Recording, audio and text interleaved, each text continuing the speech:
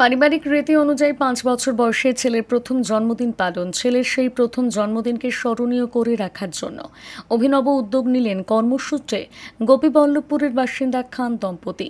সরকারি কর্মচারী সৌভিক খান এবং তার স্ত্রী সুস্মিতা খান মঙ্গলবার রক্তদান শিবিরের আয়োজন করে তাদের ছেলে তনুজের প্রথম জন্মদিন পালন করলেন। রক্তদান শিবিরে একাধিক রক্তদাতা যেমন রক্তদান করলেন, তেমন খান দম্পতিও রক্তদান করলেন। এদিন গোপীবল্লভপুর বাজারের বটতলা চকের বোম নীলিমা পাঠাগারে হয় রক্তদান শিবির। খান দম্পতির এই মহতী উদ্যোগে সহযোগিতার হাত বাড়িয়ে দেয় সুবর্ণ রৈখিক ভাষা চর্চা বিষয়ক ফেসবুক গ্রুপ আমারকার ভাষা আমারকার গর্ব। রক্ত সংগ্রহ করে গোপীবল্লভপুর সুপার স্পেশালিটি হাসপাতালের ব্লাড ব্যাংক। মোট ২১ জন রক্তদাতা এদিন রক্তদান করেন। এদিন রক্তদাতাদের হাতে একটি করে চারাগাছ তুলে দেওয়া হয় আয়োজকদের পক্ষ থেকে। কর্মসূচির সম্পর্কে সৌভিক খান বলেন, সামাজিক কাজের মধ্যে থাকার সবসময় ইচ্ছে থাকে, তবে চাকরির সূত্রে অনেক দূরে যেতে হয়, তাই সবসময় তা হয়ে ওঠে না।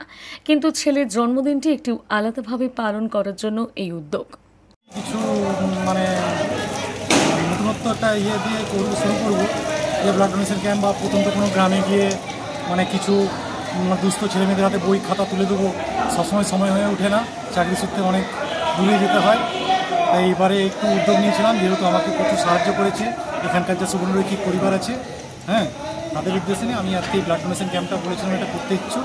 ওরা ডেট পেয়ে আমাকে জানাতে আমরা আজকে এই জন্মদিনের দিনে এটা আয়োজন করতে পেরেছি। কতজন ব্লাড দিল আজকে? আজকে দিয়েছে 21 জন। ব্লাড ব্যাংক কোন ব্লাড ব্যাংক? এটা ঝাড়গ্রাম ব্লাড ব্যাংক।